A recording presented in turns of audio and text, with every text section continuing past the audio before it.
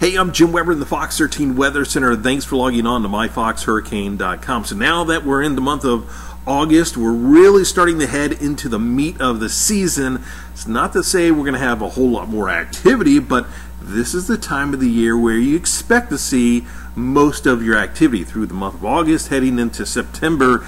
You can see where we are on the chart here. We're right about in this area here.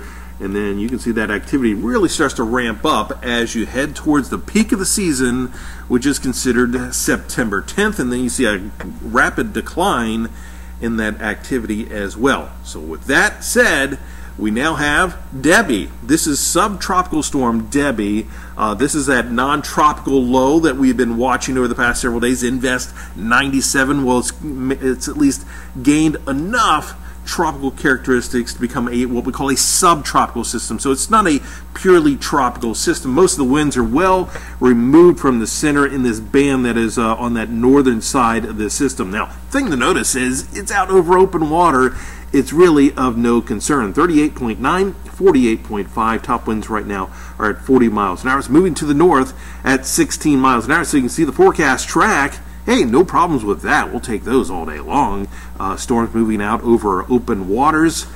So we're going to just continue to watch that. That at least checks off another name off the list with Debbie. Completely different story across the Pacific. We don't normally talk about these a whole lot, but there's been a lot of activity. You can see Hector, which should pass south of the Hawaiian chain, but it's at least close enough that there is a tropical storm watch out for the Big Island.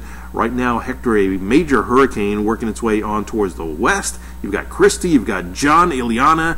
That has since dissipated, but very active across the Pacific. We'll keep you updated right here on myfoxhurricane.com.